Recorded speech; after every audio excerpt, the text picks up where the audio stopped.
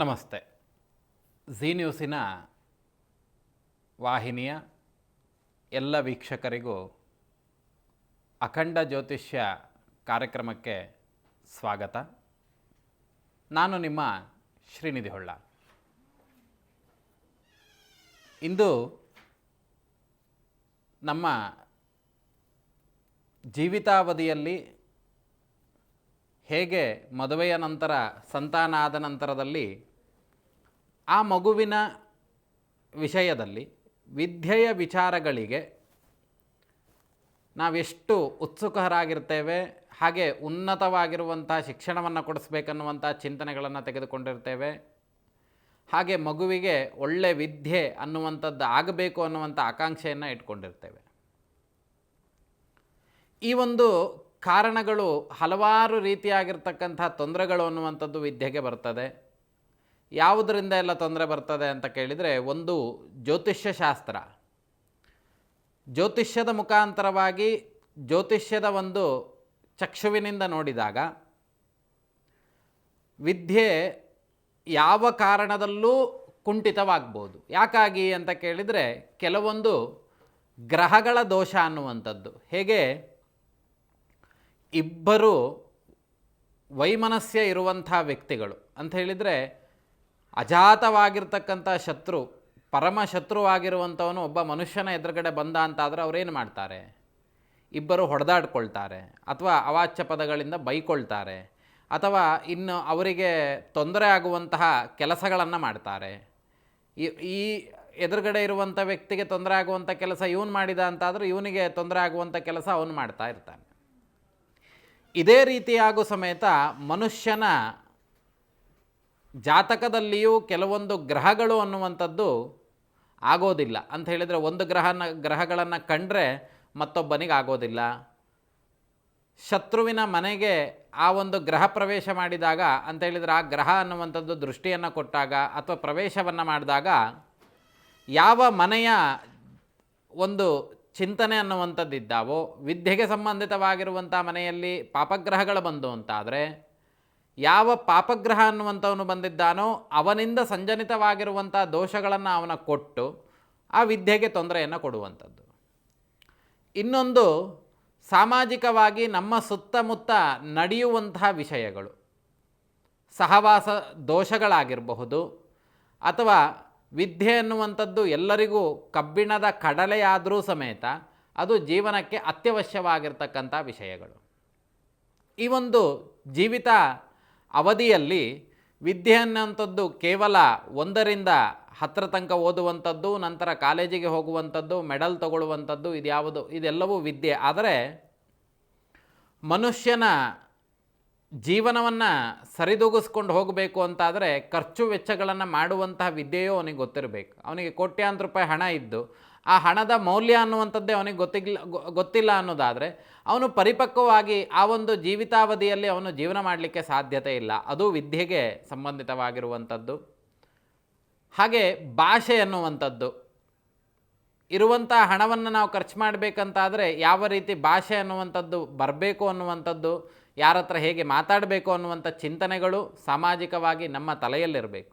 ಇಲ್ಲ ಅಂತ ಹೇಳಿದರೆ ಮೋಸವಾಗಿ ಅದರಿಂದ ನಾವು ಕೆಟ್ಟ ಫಲಗಳನ್ನು ನೋಡುವಂಥ ಕೆಲಸಗಳು ಆಗ್ತದೆ. ಹಾಗಾಗಿ ಈ ವಿದ್ಯೆ ಅನ್ನುವಂಥ ವಿಚಾರಗಳು ಬಹಳಷ್ಟು ಆಯಾಮಗಳನ್ನು ಪಡೆದುಕೊಂಡಿದ್ದಾವೆ. 64 ವಿದ್ಯೆಗಳು ಇದ್ದಾವೆ.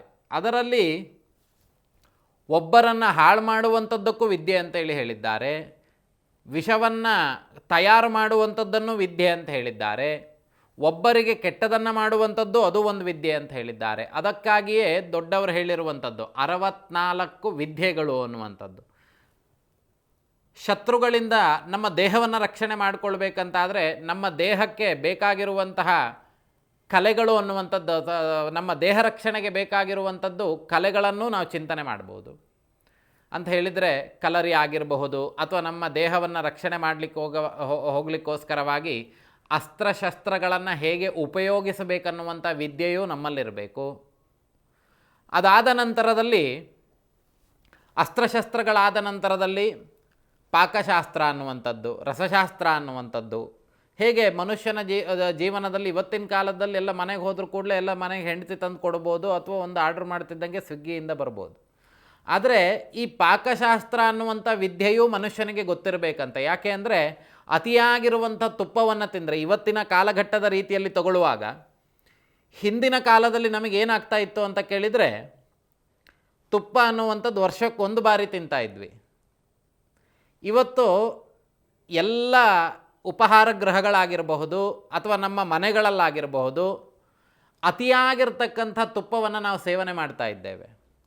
ಇದರಿಂದ ಏನು ತೊಂದರೆ ಆಗ್ತದೆ ಅಂತೇಳಿ ವೈದ್ಯಕೀಯ ಶಾಸ್ತ್ರಗಳನ್ನು ಕೇಳಿದರೆ ಅವರು ಕೊನೆಯಲ್ಲಿ ಹೇಳುವಂಥದ್ದು ಒಂದೇ ವಿಷಯವನ್ನು, ನೀವು ಹಾಲನ್ನು ಬಿಡಬೇಕು, ಮೊಸರನ್ನು ಬಿಡಬೇಕು, ತುಪ್ಪವನ್ನು ಬಿಡಬೇಕು ಅಂತೇಳಿ. ಯಾಕೆ ಅಂತ ಕೇಳಿದರೆ ಅದು ದೇಹಕ್ಕೆ ಬೊಜ್ಜು ತಂದು ಕೊಡ್ತದೆ ಅಂತ ಹೇಳಿ.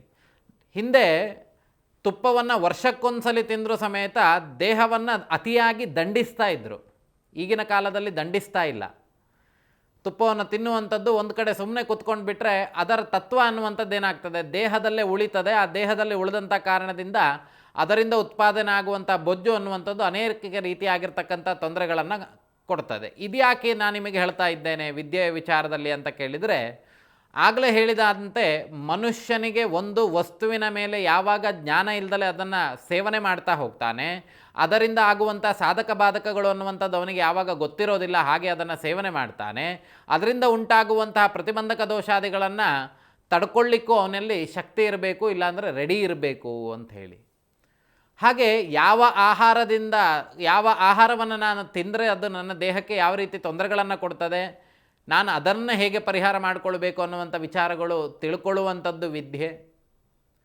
ಇರುವಂಥ ಹಣವನ್ನು ಪರಿಪಕ್ವವಾಗಿ ಬಳಸ್ಕೊಳ್ಳುವಂತಹ ಚಾಕಚಕ್ಯತೆ ಅನ್ನುವಂಥದ್ದು ಆ ಮನುಷ್ಯನಲ್ಲಿ ಬರಬೇಕು ಅನ್ನುವಂಥದ್ದು ತಿಳ್ಕೊಳ್ಳುವಂಥದ್ದು ಒಂದು ವಿದ್ಯೆ. ಹಾಗೆ ಈ ವಿದ್ಯೆ ಅನ್ನುವಂಥದ್ದು ಯಾಕಾಗಿ ಅಂತ ಕೇಳಿದರೆ, ನಮ್ಮ ಜೀವನಕ್ಕೆ ಬೇಕಾಗಿರುವಂಥದ್ದು. ನಮಗೆ ಗೊತ್ತಿಲ್ಲದಂಥ ವಿಷಯ ಇತ್ತು ಅಂತಾದರೆ ತಿಳಿದಿರುವಂಥ ಇನ್ನೊಬ್ಬರನ್ನು ಕರೆದು ಅವರಿಗೆ ಮಾಡಿಸಿ ಅವರಿಗೆ ದಾನ ಧರ್ಮಾದಿಗಳು ಅಥವಾ ದಕ್ಷಿಣೆಗಳು ಅಥವಾ ಅವರಿಗೊಂದು ಸಂಭಾವನೆ ಅನ್ನುವಂಥದ್ದು, ಸಂಬಳ ಅನ್ನುವಂಥದ್ದು ನಾವು ಕೊಡಬೇಕಾಗ್ತದೆ. ಯಾಕಾಗಿ ಕೊಡಬೇಕು ಅಂತ ಕೇಳಿದರೆ, ನಮಗೆ ಆ ವಿಷಯ ಗೊತ್ತಿಲ್ಲ, ಹಾಗಾಗಿ ನಾವು ಅವರಿಗೆ ಕೊಡಲೇಬೇಕಾಗ್ತದೆ. ಹಾಗಾಗಿ ಕೃಷಿಯ ವಿಷಯಗಳು, ದೇಹ ದಂಡನೆಯ ವಿಷಯಗಳು, ಇವತ್ತೆಲ್ಲರೂ ಸಮೇತ ಏನು ಮಾಡ್ತಾ ಇದ್ದಾರೆ, ನೀವು ಕೋಟ್ಯಾಂತರ ರೂಪಾಯಿ ದುಡಿಬೋದು, ಒಂದು ತಿಂಗಳಿಗೆ 1 ಕೋಟಿಗಿಂತ ಹೆಚ್ಚು ದುಡಿಬೋದು. ಆದರೆ ಆ ವ್ಯಕ್ತಿ ತನ್ನ ದೇಹವನ್ನು ದಂಡನೆ ಮಾಡಲಿಕ್ಕೆ ಹಣವನ್ನು ಕೊಟ್ಟು ಜಿಮ್ಮಿಗೆ ಹೋಗ್ತಾ ಇದ್ದಾರೆ. ಅವನು ತಿನ್ನುವಂಥ ವ್ಯಕ್ತಿ ತಿನ್ನುವಂಥ ವಸ್ತುವು ಇಷ್ಟೇ. ಆದರೂ ಸಮೇತ ಯಾಕೆ ಹಣದ ಹಿಂದೆ ಹೋಗಿದ್ದಾರೆ? ಅವರಿಗೆ ಪರಿಪಕ್ವವಾಗಿರ್ತಕ್ಕಂಥ ವಿದ್ಯೆಯ ಕೊರತೆ ಅನ್ನುವಂಥದ್ದಿದೆ. ಈ ಒಂದು ಅಷ್ಟು ವಿದ್ಯೆಯ ವಿಚಾರಗಳನ್ನು ನಾವು ಯಾಕಿವತ್ತು ಮಾತಾಡ್ತಾ ಹೋಗ್ತಾ ಇದ್ದೇವೆ ಅಂತ ಕೇಳಿದರೆ, ಸರ್ವೇ ಸಾಮಾನ್ಯವಾಗಿ ಶಾಸ್ತ್ರ ರೀತಿಯಾಗಿ ಚಿಂತನೆಗಳನ್ನು, ನನಗೆ ಅನ್ನಿಸಿದಂಥ ವಿಷಯಗಳನ್ನು ನಾವು ಹೇಳುವಾಗ, ನಮ್ಮ ಹಿರಿಯರು ಯಾವ ಸಂಪ್ರದಾಯವನ್ನು ಆಚರಣೆ ಮಾಡಿಕೊಂಡು ಬಂದಿದ್ದರೋ ಆ ಒಂದು ಸಂಪ್ರದಾಯವನ್ನೇ ನಾವು ಆಚರಣೆ ಮಾಡಬೇಕು. ನಾವು ಹೊಸದಾಗಿ ಏನನ್ನೋ ಸೃಷ್ಟಿ ಮಾಡಲಿಕ್ಕೆ ಸಾಧ್ಯತೆ ಇಲ್ಲ. ಮಾಡಿದ್ವಿ, ಅದಕ್ಕೆ ನಾವು ಅಡಿಕ್ಟ್ ಆಗ್ತಾ ಹೋದ್ವಿ ಅಂತಾದರೆ ಏನಾಗ್ತದೆ ಅಂತ ಕೇಳಿದರೆ, ಇಲ್ಲಿ ಅನುಭವಿಸುವಂಥ ತೊಂದರೆಗಳಿಗೆ ನಾವು ಗುರಿ ಆಗಬೇಕು ಅನ್ನುವಂಥ ವಿಷಯಗಳು. ತದನಂತರದಲ್ಲಿ ಈ ವಿವಾಹ ಆದ ನಂತರದಲ್ಲಿ ಸಂತಾನ ಆದ ನಂತರದಲ್ಲಿ ಮಗುವಿಗೆ ಉನ್ನತವಾಗಿರ್ತಕ್ಕಂಥ ವಿದ್ಯಾಭ್ಯಾಸ ಅನ್ನುವಂಥದ್ದು ಕೊಡಬೇಕು. ಪುಸ್ತಕದಲ್ಲಿರುವಂಥ ಎಲ್ಲ ವಿಷಯಗಳು ಆ ವ್ಯಕ್ತಿಗೆ ಗೊತ್ತಿದೆ ಆದರೂ ಸಮೇತ ಎಷ್ಟೋ ಜನರಿಗೆ ಜೀವನಕ್ಕೆ ಬೇಕಾಗಿರ್ತಕ್ಕಂಥ ಮೌಲ್ಯಗಳು ಅನ್ನುವಂಥದ್ದು ಅವರಿಗೆ ಗೊತ್ತಿರೋದಿಲ್ಲ. ಅವೆಲ್ಲ ತಿಳಿಬೇಕು ಅಂತಾದರೆ ನಾವು ಸರಿಯಾದ ರೀತಿಯಾಗಿರ್ತಕ್ಕಂತಹ ಪ್ರಾಥಮಿಕವಾಗಿರ್ತಕ್ಕಂಥ ವಿದ್ಯೆ ಅನ್ನುವಂಥದ್ದು ನಾವು ತೆಗೆದುಕೊಳ್ಳಬೇಕು. ಹಾಗೆ ಈ ವಿದ್ಯೆ ಅನ್ನುವಂಥ ವಿಚಾರಗಳಿಗೆ ಪ್ರಾರಂಭಿಕವಾಗಿ ನಾವು ತಪ್ಪು ಮಾಡುವಂಥದ್ದು ಎಲ್ಲಿ ಅನ್ನುವಂಥದ್ದು ನೋಡುವಾಗ, ವಿದ್ಯೆಯ ವಿಚಾರದಲ್ಲಿ ಪ್ರಥಮವಾಗಿ ಅಕ್ಷರವನ್ನು ಅಭ್ಯಾಸ ಮಾಡಿಸುವಂಥದ್ದು ಯಾರು ಅಂತ ಕೇಳಿದರೆ, ತನ್ನ ಮನೆಯ ತಂದೆ ತಾಯಿಯ ಸಮ್ಮುಖದಲ್ಲಿ ಅಕ್ಷರಾಭ್ಯಾಸವನ್ನು ಮಾಡಿಸುವಂಥದ್ದು. ಅಕ್ಷರಾಭ್ಯಾಸ ಅಂತ ಹೇಳಿದರೆ ಅಕ್ಕಿಯ ಮೇಲೆ ಅಕಾರಾದಿ ಪರ್ಯಂತಗಳು. ಅಕಾರಾದಿ ಅಂತ ಹೇಳಿದರೆ ಆ ಒಂದು ದೇಶ, ಆ ಒಂದು ಜಾಗ. ನಾನೀಗ ಕರ್ನಾಟಕದಲ್ಲಿ ವಾಸ ಮಾಡ್ತಾ ಇದ್ದೇನೆ ಅಂತಾದರೆ ಮೊದಲು ಪ್ರಾದೇಶಿಕವಾಗಿರ್ತಕ್ಕಂಥ ಭಾಷೆಗೆ ಪ್ರಾಮುಖ್ಯತೆಯನ್ನು ಕೊಡಬೇಕಂತ ಹೇಳಿದರೆ ಅಕಾರಾದಿಗಳನ್ನೇ ಅಲ್ಲಿ ಬರೆಯುವಂಥದ್ದು. ಆಮೇಲೆ ಇನ್ನು ಕೆಲವೊಂದು ದೇವರ ಹೆಸರನ್ನು ಬರೆಯುವಂಥದ್ದು. ಪ್ರಥಮವಾಗಿ ಅಕ್ಷರಾಭ್ಯಾಸವನ್ನು ಶಾರದೆಯ ಸನ್ನಿಧಾನದಲ್ಲೇ ಮಾಡಬೇಕು ಅನ್ನುವಂಥದ್ದಿದೆ. ಅದಕ್ಕೂ ಸಮೇತ ಮುಹೂರ್ತಾದಿಗಳು ಅನ್ನುವಂಥದ್ದಿದೆ. ನಾವು ಯಾವುದೋ ಒಂದು ಕೆಟ್ಟ ಮುಹೂರ್ತದಲ್ಲಿ ಅಕ್ಷರಾಭ್ಯಾಸವನ್ನು ಮಾಡಿದ್ವಿ ಅಂತಾದರೆ ಆ ಮಗುವಿಗೆ ಅಷ್ಟೇ ರೀತಿಯಾಗಿರ್ತಕ್ಕಂಥ ವಿದ್ಯೆಗೆ ಪ್ರತಿಬಂಧಕವಾಗಿ ದೋಷಗಳು ಬರುವಂಥದ್ದು, ಫೇಲ್ ಆಗುವಂಥದ್ದು, ವಿದ್ಯೆ ತಲೆಗೆ ಹೋಗ್ದಲೇ ಇರುವಂಥದ್ದು ಅಲ್ಲಿಂದನೇ ಫಿಕ್ಸ್ ಆಗಿಬಿಟ್ಟಿರ್ತದೆ. ಇಂಥ ಕಾಲ ಬಂದಾಗ ಇವನಿಗೆ ಈ ಪೆಟ್ಟು, ಇದರ ವಿದ್ಯಾರಂಭದ ಅಕ್ಷರಾಭ್ಯಾಸದ ದೋಷ ಅನ್ನುವಂಥದ್ದು ಅವನಿಗೆ ತೊಂದರೆ ಕೊಡಲಿಕ್ಕೆ ರೆಡಿಯಾಗಿ ನಿಂತಿರ್ತದೆ. ಅದೇ ರೀತಿಯಾಗಿ ಆ ಅಕ್ಷರಾಭ್ಯಾಸವನ್ನು ಮಾಡಲಿಕ್ಕೆ ಕೆಲವೊಂದು ಮಾನದಂಡಗಳಿದ್ದಾವೆ. ನೀವು ಕ್ಷೇತ್ರ, ಪುರಾಣ ಪ್ರಸಿದ್ಧವಾಗಿರುವಂಥ ಕ್ಷೇತ್ರ ಯಾವುದೋ ಒಂದು ನಮ್ಮನೆ ಅಕ್ಕಪಕ್ಕ ದೇವಸ್ಥಾನ ಇದೆ ಅಂತ ಹೇಳಿದರೆ ಅದನ್ನು ಕ್ಷೇತ್ರ ಅಂತ ಹೇಳಲಿಕ್ಕೆ ಸಾಧ್ಯತೆ ಇಲ್ಲ. ಅಥವಾ ಸ್ವಯಂ ಘೋಷಿತವಾಗಿ ಇದು ಕ್ಷೇತ್ರ ಅಂತ ಹೇಳಿ ಯಾರು ಹೇಳಿದರೆ ಅದನ್ನು ನಾವು ಕ್ಷೇತ್ರ ಅಂತ ತೆಗೊಳ್ಳಿಕ್ಕೆ ಸಾಧ್ಯತೆ ಇಲ್ಲ. ಪುರಾಣ ಪ್ರಸಿದ್ಧವಾಗಿರುವಂಥ ಕ್ಷೇತ್ರಗಳಲ್ಲಿ ಗುರುವಿನ ಸಮ್ಮುಖದಲ್ಲಿ, ಯಾಕೆಂದರೆ ಅಕ್ಷರವನ್ನು ವಿದ್ಯೆಯನ್ನು ಕಲಿಯುವಂಥದ್ದು ನಾವು ಗುರುವಿನಿಂದ, ಆದ್ದರಿಂದ ಗುರುವಿನ ಸಮ್ಮುಖದಲ್ಲಿ ಅಕ್ಷರಾಭ್ಯಾಸಾದಿಗಳನ್ನು ಮಾಡುವಂಥದ್ದು, ತದನಂತರದಲ್ಲಿ ವಿದ್ಯೆಗೆ ಪೂರಕವಾಗಿ ಆ ಪ್ರಧಾನ ದೇವತೆಯನ್ನು ಆರಾಧನೆ ಮಾಡುವಂಥದ್ದು, ಈ ಅಕ್ಷರಾಭ್ಯಾಸವನ್ನು ಶುರು ಮಾಡಿ ಅದನ್ನು ಹಾಗೆ ಮುಂದುವರಿಸ್ಕೊಂಡು ಹೋಗಬೇಕು. ಇದರಿಂದ ಏನಾಗ್ತದೆ, ಮುಂದೆ ಎಲ್ಲೋ ಒಂದು ವರ್ಷಗಳ ಕಾಲ ಆ ವಿದ್ಯೆಗೆ, ಓದುವಂಥ ವಿದ್ಯೆಗೆ ಪ್ರತಿಬಂಧಕ ಬರ್ತದೆ, ಅಥವಾ ಅದು ನಮಗೆ ಸ್ವಲ್ಪ ವಿಳಂಬವಾಗ್ತದೆ, ಅಥವಾ ಮಧ್ಯದಲ್ಲಿ ವಿದ್ಯೆ ಅನ್ನುವಂಥದ್ದು ಕಟ್ಟಾಗ್ತದೆ. ಈ ಥರದ್ದೆಲ್ಲ ಇದ್ದಾಗ ಏನಾಗ್ತದೆ ಅಂತ ಕೇಳಿದರೆ ಈ ದೋಷಾದಿಗಳನ್ನು ಚಿಂತನೆ ಮಾಡಬೇಕಾಗ್ತದೆ. ಹಾಗೆ ಕೆಲವರಿಗೆ ನಾವು ಹಿಂದೆ ಒಮ್ಮೆ ಹೇಳಿದ್ದು, ಗಣಪತಿಗೆ ರಕ್ತಚಂದನದಿಂದ ಅಭಿಷೇಕ ಮಾಡೋದ್ರಿಂದ ವಿದ್ಯೆಗೆ ಇರುವಂತಹ ಪ್ರತಿಬಂಧಕ ದೋಷಗಳು ಅನ್ನುವಂಥದ್ದು ಹೋಗ್ತದೆ ಅಂತ. ಅದೇ ರೀತಿಯಾಗಿ ಇವತ್ತು ಇನ್ನೊಂದು ವಿಶೇಷವಾಗಿರ್ತಕ್ಕಂತಹ ವಿಷಯಗಳನ್ನು ನಾನು ನಿಮ್ಮ ಮುಂದೆ ತಂದಿಡಲಿಕ್ಕೆ ಇಚ್ಛಿಸ್ತೇನೆ. ವಾಕ್ ದುರಿತಗಳಿಂದಲೂ ಸಮೇತ ಆಣೆ ಭಾಷೆಗಳು, ತಂದೆ ತಾಯಿಯರು ಮಾಡಿದಂತಹ ಆಣೆ ಭಾಷೆಗಳು ಅನ್ನುವಂಥದ್ದೇನಿದೆ, ಆ ಒಂದು ತಂದೆ ತಾಯಿಯರ ಮಕ್ಕಳಿಗೆ ಹುಟ್ಟಿದಂತಹ, ಜನಿಸಿದಂತಹ ಮಗುವಿಗೆ ವಿದ್ಯಾ ಪ್ರತಿಬಂಧಕ ದೋಷಗಳು ಅನ್ನುವಂಥದ್ದು ಬರ್ತದೆ. ಇದು ಹಲವಾರು ಗ್ರಂಥಗಳಲ್ಲಿ ಉಲ್ಲೇಖವನ್ನು ಸಹ ಮಾಡಿದ್ದಾರೆ. ಯಾವಾಗ ವಾಗ್ದೋಷ ಅನ್ನುವಂಥದ್ದು ಇರ್ತದೆ ಆ ಮನುಷ್ಯನಿಗೆ ಸರಿಯಾಗಿ ಮಾತಾಡಲಿಕ್ಕೆ ಸಾಧ್ಯತೆ ಆಗೋದಿಲ್ಲ, ಅಥವಾ ಓದುವಂಥ ವಿಚಾರಗಳಲ್ಲಿ ಏನಾದರೂ ತೊಂದರೆಗಳು ಬರುವಂಥದ್ದು. ಕೆಲವರನ್ನು ನೋಡಿರ್ಬೋದು, ಬಹಳ ತಡೆದು ಮಾತಾಡುವಂಥದ್ದು, ಅಥವಾ ತಡೆದು ನಿಧಾನವಾಗಿ ಮಾತಾಡೋದು, ಅಥವಾ ಅತೀ ವೇಗವಾಗಿ ಮಾತಾಡುವಂಥದ್ದು, ಅಥವಾ ಯಾವುದಾದ್ರೂ ಒಂದು ಪದಗಳ ಉಚ್ಚಾರ ಅನ್ನುವಂಥದ್ದು ಸರಿಯಾಗಿ ಬರ್ದಲೇ ಇರುವಂಥದ್ದು. ಇವೆಲ್ಲವೂ ಸಮೇತ ವಾಗ್ದೋಷದಿಂದ ಉಂಟಾಗುವಂಥ ತೊಂದರೆಗಳು ಅನ್ನುವಂಥದ್ದು.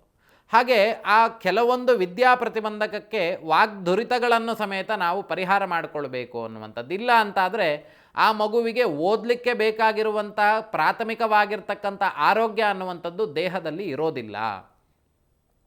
ಹಾಗಾದರೆ ಇವತ್ತೊಂದು ದೇವರನ್ನು ನಾವು ಚಿಂತನೆ ಮಾಡೋಣ. ಆ ದೇವರ ರೀತಿ ಹೇಗಿದೆ ಅಂತ ಕೇಳಿದರೆ, ಸ್ಫಟಿಕವಾಗಿರ್ತಕ್ಕಂಥ ದೇಹ ಅಂತ ಹೇಳಿದರೆ, ಸ್ಫಟಿಕ ಅನ್ನುವಂಥ ಭಾವನೆ ಇಲ್ಲಿ ಪರಿಶುದ್ಧತೆ ಅನ್ನುವಂತಹ ಒಂದು ಭಾವನೆಯನ್ನು ತಂದುಕೊಡ್ತದೆ.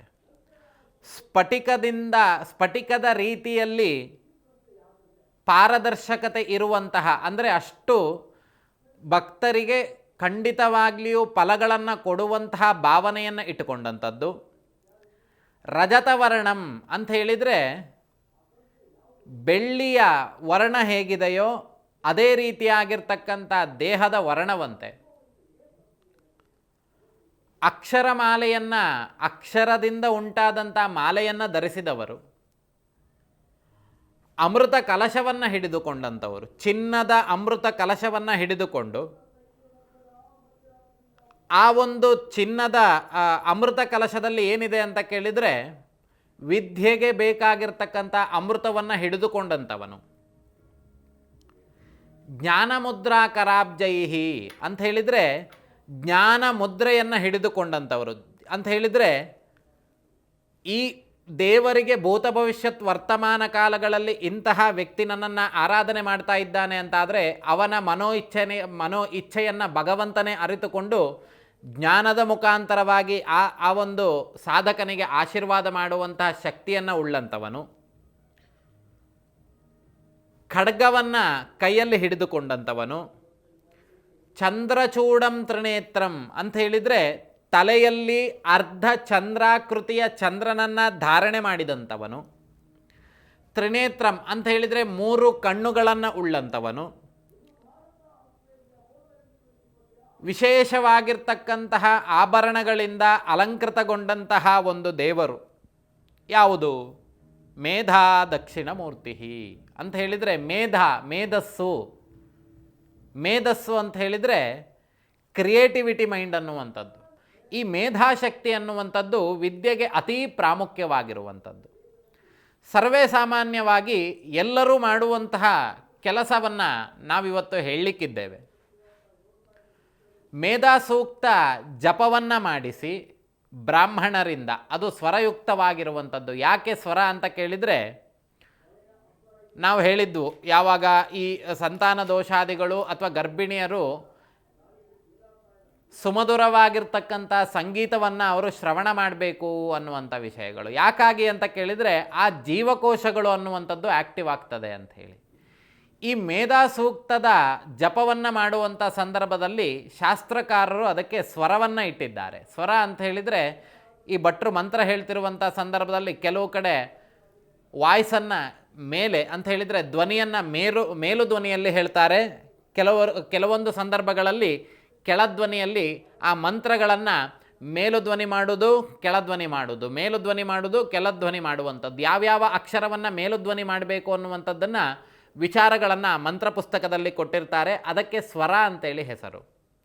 ಈ ಸ್ವರ ಅನ್ನುವಂಥದ್ದು ಈ ಮೇಧಾದಕ್ಷಿಣಮೂರ್ತಿ ಜಪಾದಿಗಳನ್ನು ಮಾಡುವಂಥದ್ದು, ಮೇಧಾಸೂಕ್ತ ಜಪಗಳನ್ನು ಮಾಡುವಂಥದ್ದು, ಭಾಗ್ಯಸೂಕ್ತ ಜಪಗಳನ್ನು ಮಾಡುವಂಥದ್ದು ಏನಾಗ್ತದೆ, ಅದರಿಂದ ಉಂಟಾಗುವಂತಹ ಕಂಪನಗಳು ಅನ್ನುವಂಥದ್ದು ಏನಾಗ್ತದೆ ಕೇಳಿದರೆ, ಆ ಮೇಧಾಶಕ್ತಿ ಅನ್ನುವಂಥ ವಿಚಾರಗಳಿಗೆ ಯಾವ ಜೀವಕೋಶಗಳು ಅನ್ನುವಂಥದ್ದು ಕೆಲಸ ಮಾಡ್ತಾ ಇಲ್ಲ, ಅಥವಾ ಆ ಜೀವಕೋಶಗಳು ಅನ್ನುವಂಥದ್ದು ಸರಿಯಾಗಿ ಪರಿಪಕ್ವವಾಗಿ ಚುರುಕುತನದಿಂದ ಕೆಲಸ ಮಾಡ್ತಿಲ್ಲ ಅಂತಾದರೆ, ಕೇವಲ ಈ ಜಪವನ್ನು ಕೇಳುವಂಥದ್ದು ಮಾಡಿಸುವಂಥದ್ರಿಂದ ಏನಾಗ್ತದೆ ಅಂತ ಕೇಳಿದರೆ, ಆ ಫಲ ಅನ್ನುವಂಥದ್ದು ಮನುಷ್ಯನಿಗೆ ಬರ್ತಾ ಹೋಗ್ತದೆ. ಈ ಒಂದು ಮಂತ್ರ ಜಪಗಳನ್ನು ವಿದ್ಯಾರ್ಥಿಗಳಾಗಿರಬಹುದು ಅಥವಾ ಇನ್ಯಾವುದನ್ನು ಕಲಿಯುವಂಥವರು ಆದರೂ ಸಮೇತ, ವಿದ್ಯೆಯನ್ನು ಅಪೇಕ್ಷಿಸಿ ಹೋಗುವಂಥ ಯಾವುದೇ ವ್ಯಕ್ತಿಗಳಾದರೂ ಸಮೇತ ಅತಿಯಾಗಿ ಈ ಮೇಧಾಸೂಕ್ತನ ಜಪವನ್ನು ಮಾಡಿಸುವಂಥದ್ದು, ಪ್ರಾತಃ ಕಾಲದಲ್ಲಿ ಅಶ್ವಿನಿ ದೇವತೆಗಳು ಸಂಚಾರ ಮಾಡುವಂಥ ಸಂದರ್ಭದಲ್ಲಿ ದೇವರಿಗೆ ಸಾತ್ವಿಕವಾಗಿರ್ತಕ್ಕಂಥ ತುಪ್ಪದ ದೀಪವನ್ನು ಹಚ್ಚಿ ಆ ದೇವರಿಗೆ ಅರ್ಚನೆಗಳನ್ನು ಮಾಡುವಂಥದ್ದು, ಆ ಸಂದರ್ಭದಲ್ಲಿ ಸೂರ್ಯನ ಕಿರಣಗಳನ್ನು ತನ್ನ ದೇಹದ ಮೇಲೆ ಬೀಳುವ ಮುಖಾಂತರವಾಗಿ ಆ ಅಶ್ವಿನಿ ದೇವತೆಗಳು ಸಂಚಾರ ಮಾಡುವಂಥ ಸಂದರ್ಭದ ನಸುಗೆಂಪು ಸೂರ್ಯನ ಶಾಖವನ್ನು ದೇಹಕ್ಕೆ ತಾಗಿಸಿಕೊಳ್ಳುವಂಥ ಮುಖಾಂತರವಾಗಿ ಆ ಒಂದು ಸಂದರ್ಭದಲ್ಲಿ ಈ ಮೇಧಾಸೂಕ್ತ ಜಪವನ್ನು ಮಾಡುವಂಥ ಕಾಲ ಏನಾಗ್ತದೆ ಅಂತ ಕೇಳಿದರೆ, ಸೂರ್ಯನಿಂದ ಬರುವಂತಹ ಕಿರಣಗಳು ಯಾವ ಜೀವಕೋಶಗಳು ಅನ್ನುವಂಥದ್ದು, ಉಗುರು ತೆಗೆಯುವಾಗ ಡೆಡ್ ಸೆಲ್ಸ್ ಅಂತೇಳಿ ಕಿತ್ತು ಬಿಸಾಡ್ತೇವೆ, ಹಾಗೆ ನಮ್ಮ ಮೆದುಳಿನಲ್ಲೂ ಸಮೇತ ಕೆಲವೊಂದು ಜೀವಕೋಶಗಳು ಅನ್ನುವಂಥದ್ದು ಕೆಲಸನೇ ಮಾಡೋದಿಲ್ಲ, ಹಾಗೆ ಸುಮ್ಮನೆ ಇರ್ತದೆ. ಆ ಜೀವಕೋಶಗಳು ಕೆಲಸ ಮಾಡಬೇಕು ಅಂತಾದರೆ ಅದಕ್ಕೆ ಸಂಬಂಧಿತವಾಗಿರುವಂಥ ಕೆಲಸಗಳು ಬಂದಾಗ ಆ ಜೀವಕೋಶಗಳು ಅನ್ನುವಂಥದ್ದು ಆ್ಯಕ್ಟಿವ್ ಆಗ್ತದೆ. ಅದೇ ಜಡತ್ವವನ್ನು ಹೊಂದಿತ್ತು ಅಂತಾದರೆ ಆಗ ಮಾಡುವಂಥ ಕೆಲಸ ಏನು, ಯೋಚನಾ ಶಕ್ತಿ ಅನ್ನುವಂಥದ್ದು ನಿಧಾನಗತಿಯಲ್ಲಿ ಹೋಗ್ತದೆ. ಈ ಒಂದು ಮೇಧಾಸೂಕ್ತ ಜಪವನ್ನು ಮಾಡಿ ಜೇನುತುಪ್ಪದಿಂದ, ಮಧು ಅಂತ ಹೇಳಿ ಹೇಳ್ತಾರೆ. ಮಧು ಅಂತ ಹೇಳಿದರೆ ಕನ್ನಡದಲ್ಲಿ ಜೇನುತುಪ್ಪ ಅಂತೇಳಿ ಹೆಸರು. ಆ ಜೇನುತುಪ್ಪದಿಂದ ತರ್ಪಣಾದಿಗಳನ್ನು ಕೊಡುವಂಥದ್ದು, ಆ ತರ್ಪಣ ಕೊಟ್ಟಂಥ ತೀರ್ಥವನ್ನು ನಾವು ಪ್ರಾಶನ ಮಾಡುವಂಥದ್ದು, ಈ ಮೇಧಾಶಕ್ತಿ ಅನ್ನುವಂಥದ್ದು ಹೆಚ್ಚಾಗಲಿಕ್ಕೆ, ಅರ್ಥಾತ್ ಕ್ರಿಯೇಟಿವಿಟಿ ಮೈಂಡ್ ಅನ್ನುವಂಥದ್ದು ಅಥವಾ ಕ್ರಿಯಾಶೀಲತೆ ಅನ್ನುವಂಥದ್ದು, ಈ ಎಲ್ಲ ಶಕ್ತಿಗಳು ಅನ್ನುವಂಥದ್ದು ಏನಾಗ್ತದೆ ಅಂತ ಕೇಳಿದರೆ ಹೆಚ್ಚಾಗ್ತದೆ. ಅದರ ಶಕ್ತಿ ಅನ್ನುವಂಥದ್ದು ದಿನದಿಂದ ದಿನಕ್ಕೆ ಕೆಲಸ ಮಾಡುವಂತಹ ಒಂದು ಪ್ರಾಧಾನ್ಯತೆ ಅನ್ನುವಂಥದ್ದು, ಮಾಡುವಂತಹ ಸ್ಥಿತಿ ಅನ್ನುವಂಥದ್ದು ಆ ಒಂದು ಜೀವಕೋಶಕ್ಕೆ ಶಕ್ತಿಯಾಗಿ ಬರ್ತದೆ. ಯಾವಾಗ ಈ ಜೀವಕೋಶಕ್ಕೆ ಆ ರೀತಿಯಾಗಿರ್ತಕ್ಕಂಥ ಶಕ್ತಿಗಳು ಅನ್ನುವಂಥದ್ದು ಬರ್ತದೆಯೋ, ಆ ಮನುಷ್ಯನಲ್ಲಿ 10 ಬಾರಿ ಓದಿದರೆ ಅವನು ನೆನಪಿನಲ್ಲಿ ಉಳಿಯುವಂಥ ಸಂದರ್ಭ ಇತ್ತು ಅಂತಾದರೆ, ಈ ಮೇಧಾದಕ್ಷಿಣಮೂರ್ತಿ ಜಪಾದಿಗಳನ್ನು ಮಾಡಿಸುವಂಥದ್ದು, ಮೇಧಾಸೂಕ್ತ ಜಪವನ್ನು ಮಾಡಿಸುವಂಥದ್ದು ಏನಾಗ್ತದೆ ಅಂತ ಕೇಳಿದರೆ, ಆ ಮನುಷ್ಯನಲ್ಲಿ ಒಮ್ಮೆಲೆಯೇ ಓದಿದಂಥ ವಿಷಯಗಳಾಗಿರಬಹುದು, ಕಲಿತಂಥ ವಿಷಯಗಳಾಗಿರಬಹುದು, ಒಮ್ಮೆಲೆಯೇ ಅವನ ಮನಸ್ಸಿನಲ್ಲಿ ಉಳಿಯುವಂಥ ಕೆಲಸಗಳಾಗ್ತದೆ. ಹಾಗೆ ಪ್ರತಿ ವಿದ್ಯಾರ್ಥಿ ವಿದ್ಯೆಯನ್ನು ಅಪೇಕ್ಷಿಸುವಂತಹ ವಿದ್ಯಾರ್ಥಿ ಏನು ಮಾಡಬೇಕು ಅಂತ ಕೇಳಿದರೆ, ಸೂರ್ಯೋದಯಕ್ಕೆ ಮುಂಚಿತವಾಗಿ ಅಥವಾ ಸೂರ್ಯೋದಯದ ಸಮಯಕ್ಕೆ ಎದ್ದು ಯಾರು ಪಠನವನ್ನು ಮನನಾತ್ರಾಯತೆ, ಮನಸ್ಸಿನಲ್ಲಿ ಪುನಃ ಪುನಃ ತ್ರಾಯತೆ ಅಂತ ಹೇಳಿದರೆ ಪುನಃ ಪುನಃ ಹೇಳ್ತಾರೆಯೋ ಆ ಒಂದು ವಿಷಯ ಅನ್ನುವಂಥದ್ದು ಆ ಒಂದು ವ್ಯಕ್ತಿಯ ತಲೆಯಲ್ಲಿ ದೀರ್ಘಕಾಲದವರೆಗೆ ಉಳಿತದೆ ಅನ್ನುವಂಥ ವಿಷಯ. ಅತಿಯಾಗಿರುವಂಥ ಕಷ್ಟವನ್ನು ಪಡ್ತಿರ್ತೇವೆ. ಈ ಒಂದು ಕಾರಣದಿಂದ ಮೇಧಾಶಕ್ತಿ ಅನ್ನುವಂಥದ್ದು ಬಹಳ ಕ್ರೀಡೆ, ದೇಹದಂಡನೆ ಅನ್ನುವಂಥದ್ದು. ನಾವು ಕೇವಲ ಓದ್ತಾ ಕೂತ್ಕೊಂಡ್ವಿ, ಊಟ ಮಾಡಿದ್ವಿ, ಓದಿದ್ವಿ ಅಂತಾದರೆ ದೇಹದಲ್ಲಿ ಆಲಸ್ಯತನ ಅನ್ನುವಂಥದ್ದು ಹೆಚ್ಚಾಗ್ತದೆ. ದೇಹ ಅನ್ನುವಂಥದ್ದು ದಂಡನೆ ಆಯಿತು ಅಂತಾದರೆ ಎಲ್ಲ ಜೀವಕೋಶಗಳು ಅನ್ನುವಂಥದ್ದು ಕೆಲಸ ಮಾಡ್ತದೆ. ಮಕ್ಕಳಿಗೆ ಮನೆಯಲ್ಲಿ ನಾವು ಹೇಳಿಕೊಡುವಂಥ ರೀತಿ ನೀತಿಗಳು ಅನ್ನುವಂಥದ್ದು ಅತಿ ಪ್ರಾಮುಖ್ಯವನ್ನು ಹೊಂದದೆ. ಯಾವ ಸಂದರ್ಭಗಳಲ್ಲಿ ಮಕ್ಕಳಿಗೆ ಯಾವ ರೀತಿ ಅವರಿಗೆ ಅರ್ಥ ಆಗುವಂಥದ್ದು ಉಂಟೋ ಅದೇ ರೀತಿಯಾಗಿ ಅರ್ಥೈಸುವಂಥ ಕೆಲಸವನ್ನು ನಾವು ಮಾಡಬೇಕಾಗ್ತದೆ. ಇದಿಷ್ಟು ವಿಷಯಗಳು ವಿದ್ಯೆಗೆ ಸಂಬಂಧಿತವಾಗಿ ಆಯಿತು ಅಂತಾದರೆ, ಇನ್ನು ಓದುವಂಥ ಮಕ್ಕಳಿಗೆ ಯಾವ ಕೆಲಸಗಳನ್ನು ಮಾಡಿದರೆ ಅನುಕೂಲತೆ ಆಗ್ತದೆ ಅನ್ನುವಂಥ ಚಿಂತನೆಗಳನ್ನು ನೋಡುವಾಗ, ಪ್ರತಿ ಸಂಕಷ್ಟಿ ಕಾಲದಲ್ಲಿ ಸಂಕಷ್ಟ ಹರ ಚತುರ್ಥಿ, ಸಂಕಷ್ಟ ಅಂತೇಳಿದರೆ ಕೇವಲ ವಿದ್ಯೆ ಮಾತ್ರ ಅಲ್ಲ, ಸಂಕಷ್ಟ ಅಂತೇಳಿದರೆ ನಮಗೆ ಬರುವಂಥ ಯಾವುದೇ ತೊಂದರೆಗಳು ಸಮೇತ ಅದು ನಮ್ಮ ಸಂಕಷ್ಟ ಅಂತೇಳಿ ಹೇಳ್ತದೆ. ಆ ಸಂಕಷ್ಟವನ್ನು ಕೊಡುವಂತಹ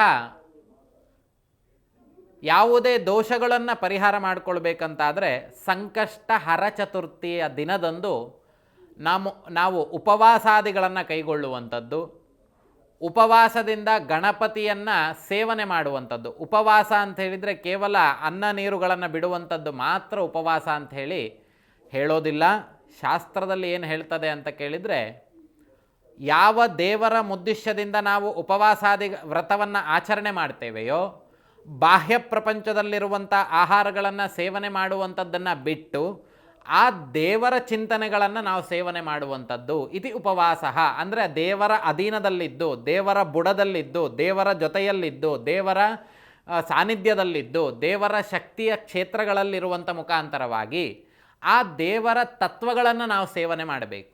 ಅದನ್ನು ಉಪವಾಸ ಅಂತ ಹೇಳಿದರೆ, ಉಪ ಅಂತ ಹೇಳಿದರೆ ಇನ್ನೊಂದು ವಾಸಃ, ಉಪ ಅಂತ ಹೇಳಿದರೆ ಮತ್ತೊಂದು ಅಂಥೇಳಿ, ವಾಸ ಅಂತ ಹೇಳಿದರೆ ಇರುವಂಥದ್ದು. ಎಲ್ಲಿ ಇರುವಂಥದ್ದು? ಯಾವ ದೇವರನ್ನು ಮುದ್ದೇಶವಾಗಿ ನಾವು ಆರಾಧನೆ ಮಾಡಿ ತೃಪ್ತಿಗೊಳಿಸಬೇಕು ಅಂತ ಇದ್ದೇವೋ ಆ ದೇವರ ಒಟ್ಟಿಗೆ ವಾಸವನ್ನು ಮಾಡುವಂಥದ್ದು ಅಂತ ಹೇಳಿದರೆ ಆ ದೇವರ ತತ್ವಗಳನ್ನು ನಾವು ಸೇವನೆ ಮಾಡುವಂಥದ್ದು ಉಪವಾಸ ಅಂತೇಳಿ ಹೇಳ್ತಾರೆ. ಕೇವಲ ನಾವು ಊಟ ತಿಂಡಿಯನ್ನು ಬಿಟ್ಟು ನಾವು ಉಪವಾಸ ಮಾಡಿದ್ದೇವೆ ಅಂತ ಹೇಳಿದರೆ ಅದು ಕೇವಲ ದೇಹಕ್ಕೆ ಸೌಖ್ಯವನ್ನು ಕೊಡ್ತದೆ ಬಿಟ್ಟರೆ, ಯಾವ ದೇವರ ನಾವು ಮುದ್ದೇಶವಾಗಿ ಉಪವಾಸವನ್ನು ಮಾಡ್ತೇವೋ ಆ ಒಂದು ಸಂಕಲ್ಪ ಅನ್ನುವಂಥದ್ದು ಸರಿಯಾಗಿ ಆಗೋದಿಲ್ಲ. ಹಾಗೆ ಈ ಗಣಪತಿಯ ಅಥರ್ವ ಶೀರ್ಷ ಅನ್ನುವಂಥದ್ದಿದೆ. ಗಣಪತಿಯನ್ನು ಬಹಳಷ್ಟು ವಿಶೇಷವಾಗಿರ್ತಕ್ಕಂತಹ ಫಲಗಳನ್ನು ಹೇಳಿದ್ದಾರೆ. ಸ ಯಶೋವಾನ್ ಭವತಿ, ಯಶಸ್ಸನ್ನು ಹೊಂದುವಂಥವರು. ಯೋ ಲಾಜೈರ್ ಯಜತಿ ಅಂತ ಹೇಳಿದರೆ ಯಾರು ಲಾಜದಿಂದ ಹವನವನ್ನು ಮಾಡ್ತಾರೋ ಅವರ ಸರ್ವ ಸಂಕಷ್ಟಗಳನ್ನು ಗಣಪತಿ ನಿವಾರಣೆ ಮಾಡ್ತಾನಂತೆ. ಹಾಗೆ ಯಾರು ಮೋದಕಗಳಿಂದ ಸಹಸ್ರವಾಗಿರ್ತಕ್ಕಂಥ 1,000 ಮೋದಕಗಳಿಂದ ಗಣಪತಿಯನ್ನು ಹವನವನ್ನು ಮಾಡ್ತಾರೋ ಅಥವಾ ಭತ್ತದ ಅರಳಿನಿಂದ ಹೋಮವನ್ನು ಮಾಡ್ತಾರೋ ಅವರಿಗೆ ಸಂಬಂಧಿತವಾಗಿರುವಂತಹ ಎಲ್ಲ ಸಂಕಷ್ಟಗಳನ್ನು ಮಹಾಗಣಪತಿ ದೂರ ಮಾಡ್ತಾನೆ ಅನ್ನುವಂಥದ್ದು ಶಾಸ್ತ್ರಗಳಲ್ಲಿ ಹೇಳಿದ್ದಾರೆ. ಅದೇ ರೀತಿಯಾಗಿ ಇನ್ನೊಂದು ವಿಶೇಷವಾಗಿರ್ತಕ್ಕಂತಹ ಒಂದು ಆರಾಧನೆ ಅನ್ನುವಂಥದ್ದಿದೆ. ಇದನ್ನು ಬ್ರಹ್ಮ ಕುಟುಂಬದವರಿಂದ ಮಾಡಿಸಬೇಕಾಗಿರ್ತಕ್ಕಂಥ ವಿಷಯಗಳು. ಅದನ್ನು ಗಣಪತಿ ಚತುರಾವರ್ತಿ ತರ್ಪಣ ಅನ್ನುವಂಥ ಒಂದು ಗಣಪತಿಯ ಮೂಲ ಮಂತ್ರದಿಂದ ಜಪಾದಿಗಳನ್ನು ಮಾಡಿ ಅದನ್ನು ತರ್ಪಣಾದಿಗಳನ್ನು ಕೊಡುವಂಥದ್ದು. ಯಾವುದರಿಂದ?